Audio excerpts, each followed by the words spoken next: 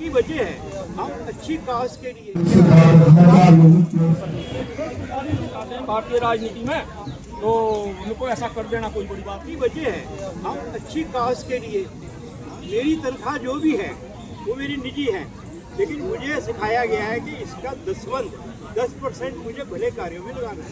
भला कार्य ये नहीं है कि मुझे गुरुद्वारे को ही देना है या मंदिर को या मस्जिद को देना है, मुझे हर उस काम में काज में कंट्रीब्यूट करना है या आवश्यकता है। मैं सड़क पे भंडारे लगा के और ये लगा के मैं काम नहीं कर, खाते पीते लोगों को नहीं खिलाता हूँ। मैं अपने 10% को मैं भले कामों में लगाता हूँ, जिससे ये होता है कि आप तन धन से सेवा करें। आप यहाँ लफाजी करके यहाँ मीडिया पे सोशल मीडिया पे 2-4 लोग आप पे वो क्या आते हैं, लाइक्स आ जाएंगे, मुझे क्या फर्क पड़ता है। आखिर ये लाइक्स 20 लाख हो जाएंगे तो क्या हुआ है, इसके लाइक अभी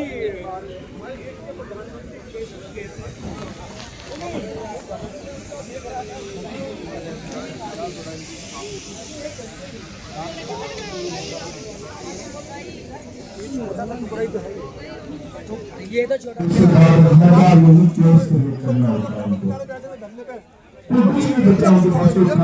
कुछ ना हो क्योंकि देश की बहुत कुछ करना चाहते हैं। तुम तो बुजुर्ग हो गए, बूढ़े हो गए, बुजुर्गों की जरूरत नहीं है। हमारे माता पिता बुजुर्ग हैं, हमें उनकी जरूरत नहीं है। तो हर माता पिता नहीं है, बहुत तो हमें उनकी जरूरत नहीं है। मोदी जी बुजुर्ग आदमी है और अमीर आदमी है। हमारा मार्गदर्शन करो, युवा बेटा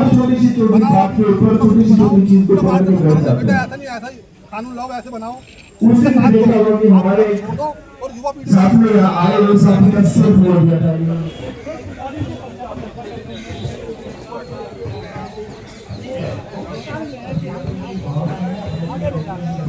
देखिए, आज तक मैंने उनका एक भी ऐसा इंटरव्यू नहीं रखा है जिसमें वो शिक्षा की बात कर रहे हो।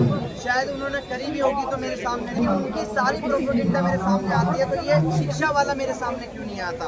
आखिर भारतीय जनता पार्टी शिक्षा की बात क्यों नहीं करती? मुझे ये नहीं समझ आता।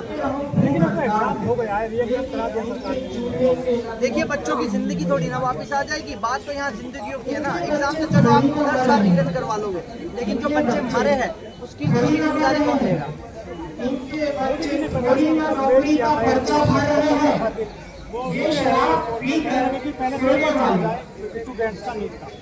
देखिए, ये सारी चीजें कहने की है, बाकी तो आप सभी जानते हैं कि क्या चल रहा है हमारे भारत देश में। कोई किसी के लिए कुछ नहीं रुकता, लेकिन ये सब दिखावा है।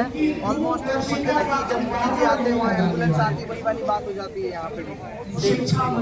2014 से लेकर तक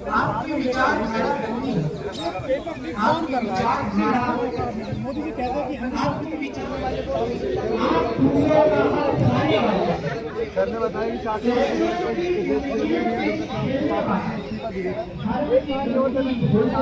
माता जी को आज के दौर में आपका क्या संदेश है? ये तो उनको खुद सोचना चाहिए, पब्लिक क्या चाहती है, लोग क्या चाहते हैं, ये तो उनको तय करना है। हम क्या कह सकते हैं इसमें? ये तो उनका आदर्श है, ये तो उनका चरित्र है, ये तो उनका अपनी जिम्मेदारी है कि वो अपनी जिम्मेदारी को कितना स्वीकार करते हैं या नहीं करते हैं, या ये तो उनका अपना। इसमें हम लोग कुछ नहीं कहते। शास्त्री जी को किसने कहा कि इस्तीफा दो?